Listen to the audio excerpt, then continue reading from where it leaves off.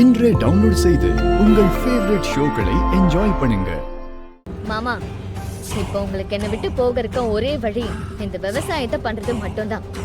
அதை நீங்க சரியா செஞ்சுட்டா நான் உங்ககிட்ட சொன்ன மாதிரி கட்டாயம் உங்களை விட்டு போயிடுவேன். ஏமாத்திடுவேன் நினைக்காதீங்க. ஏன்னா சத்தியம் பண்ணிருக்கேன்ல, வேதானும் என்னைக்கும் சத்தியத்தை மீறாது. நீங்க 4000 விளைச்சல் பண்ணி காட்டுங்க மாமா, அப்பதான் உங்களால என்னை விட்டு போக முடியும். சரின்னு சொல்லுங்க. உங்களுக்கு விருப்பம் இல்லாட்டியும் நீங்க என் கூட வாழ்ந்துதான் ஆகணும் மாமா. அதுதான் உங்க தலையெழுத்து. அதை மாத்தவே முடியாது. உங்க புடி எப்பவுமே என் கையில தான் இருக்கும். என்னை விட்டு உங்களால எங்கேயும் போக முடியாது. அப்படியும் போகணும்னு நினைச்சீங்கன்னா அதையும் நான் எந்த வகையிலாவது கெடுத்து விட்டுட்டே தான் இருப்பேன். கிட்டத்தட்ட நீங்க எனக்கு ஒரு அடிமை மாதிரி.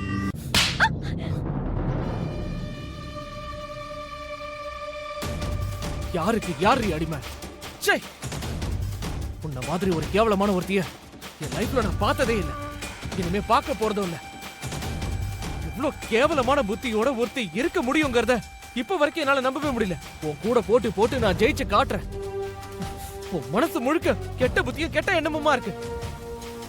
நீ நினைச்சது நடக்கணுங்கிறதுக்காக நீ எதை வேணா செய்வல்ல. எவ்வளவு அகங்காரம் பிடிச்சவ. சின்ன வயசுல இருந்து நீ என்ன காதலிச்சன்னு சொன்னதெல்லாம் போய். இனிமே அப்படி சொல்லவே சொல்லாத. ஏன்னா அந்த காதலுக்கு கசிக்கும். காதலிக்கிறவன் நல்லா இருக்கணும்னு நினைக்கிற பொண்ணுங்களை தான் நான் பார்த்திருக்கேன். ஆனா நீ நினைச்ச வாழ்க்கைய வாழ காதலிக்கிறவனோட வாழ்க்கையவே நாசமாக்க தயாரா இருக்கிற ஆள இப்பதான் நான் பாக்குறேன். இந்த உலகத்திலே ஒருத்தர் நான் ரொம்ப அதிகமா வெறுக்கிறேன்னா அது உன்னதாண்டி.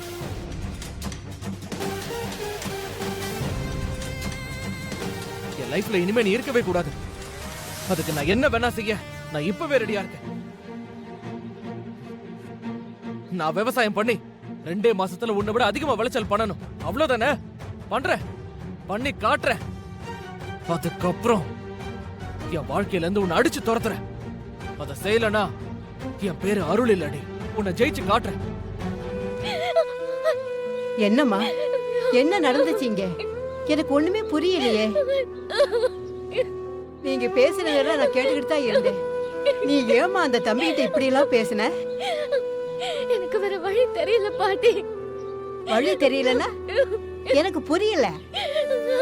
நீ அந்த தம்பி கிட்ட பேசுன எதுவுமே உன் மனசுல இருந்து பேசுறேன்னு எனக்கு நல்லாவே தெரியும். அப்புறம் ஏமா ஏன் இப்படி எல்லாம் பேசுன? எனக்கு வேலை போன விஷயம் உனக்கு முன்னாடியே தெரியுமா? உன்கிட்ட தானே கேக்குறேன். வாய் மூடிட்டு அமைதியா நிக்கிற. பதில் சொல்லு.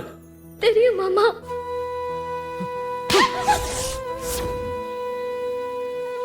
நீ இந்த வீட்டை விட்டு போனா தானே பிரச்சனை. நான் இந்த வீட்டை விட்டு போறேன். நீ இருக்கிற இடத்துல நான் இருக்கவே மாட்டேன். உங்களை கெஞ்ச கேக்குறேன் மாமா. வீட்டை விட்டுலாம் போகாதீங்க மாமா. உங்களுக்கு நான் இருக்கிறது தானே பிரச்சனை. நான் போறேன்.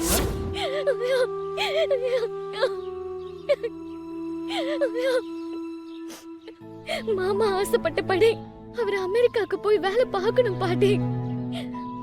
நீங்க விவசாயம் பண்ண அமெரிக்கா போலான்னு நான் சொன்னாலும் என் மேல உள்ள கோவத்துல அவரை நம்ப மாட்டாரு. அவரை எப்படியாவது விவசாயம் பண்ண வைக்கணும். அதுக்குதான் என் மேல உள்ள கோவத்தை அவருக்கு இன்னும் அதிகமாக்குனா அவரு விவசாயம் பண்ண ஒத்துப்பாருன்னு தான் நான் அவர்கிட்ட அப்படியெல்லாம் பேசுனேன். கடைசியில அவரு விவசாயம் பண்ணி காட்டுறேன்னு சொல்லிட்டு போயிட்டாருல்ல. எனக்கு அதுவே போதும் பாட்டி. அடி பைத்தியக்காரி, அவன் சொன்ன மாதிரியே 4000 கிலோ விளைச்சலை கொடுத்து அவன் அமெரிக்காவுக்கு போயிட்டானா? உன் வாழ்க்கை என்ன ஆகும்னு யோசிச்சு பாத்தியாமா? அவரு வாழ்க்கை தானே பாட்டி என்னோட வாழ்க்கை. அவர் என் கூட இருக்கணும்லாம் இல்ல. அவர் எங்க இருந்தாலும் சந்தோஷமா இருக்கணும். எனக்கு அது போதும். அவரை நினைச்சுட்டே காலம் முழுக்க தனியாவே இருந்துருவேன்.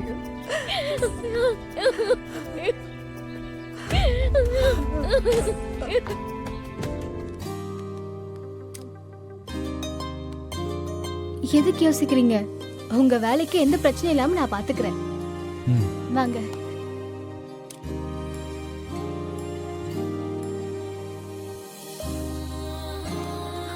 ஐயோ போயிட்டாங்களே.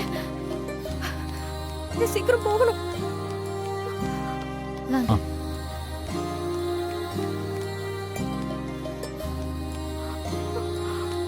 ஐயோ லிஃப்ட்ல போயிட்டு இருக்காங்க போல. சீக்கிரமா நம்ம போகணும்.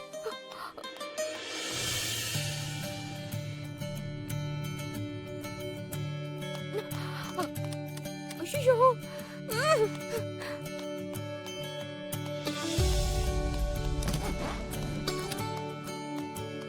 எங்க கூட்டிட்டு போயிட்டு இருக்கீங்க? இங்கதான் யாருமே இல்லையே. எதுவா இருந்தாலும் இங்கேயே சொல்லுங்க. அது ஒரு 2 மினிட்ஸ் பக்கத்துல தான் பார்க் இருக்கு. வாங்க. ம், போங்க.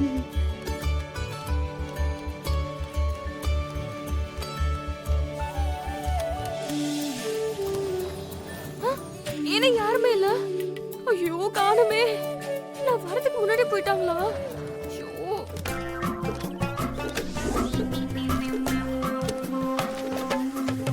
ஏய் பிரியா.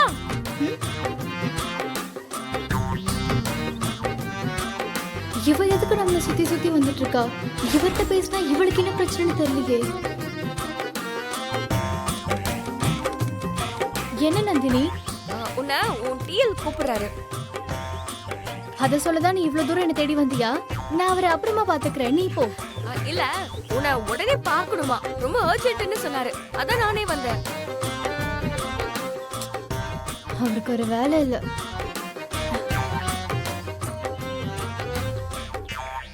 நீங்க இத படிச்சிருங்க, நான் அப்புறமா வந்து உங்களை பாக்குறேன். ம்.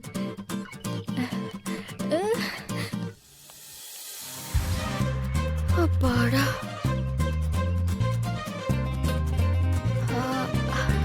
ஐயோ லெட்டர் வேற கொடுத்துட்டு போயிட்டாலே. இப்போ இதை இவன் படிக்க கூடாது. என்ன பண்ணலாம்?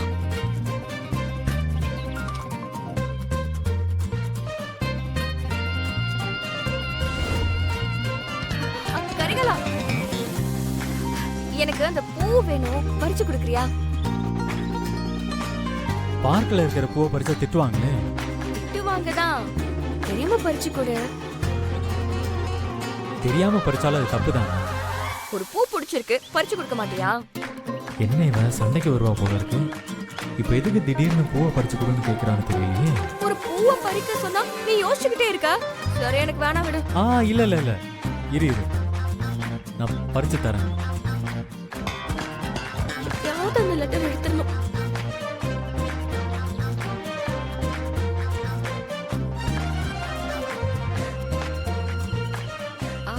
நான் பாத்துட்டேன், வாட்ச்மேன்லாம் இல்ல, தைரியமா பறிக்கலாம்.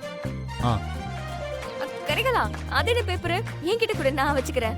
பூவை கொடுத்துட்டு வாங்கிக்க. இல்ல அது ஒன்றும் பிரச்சனை இல்லை, நான் பேக்கெட்லேயே வச்சுக்கிறேன்.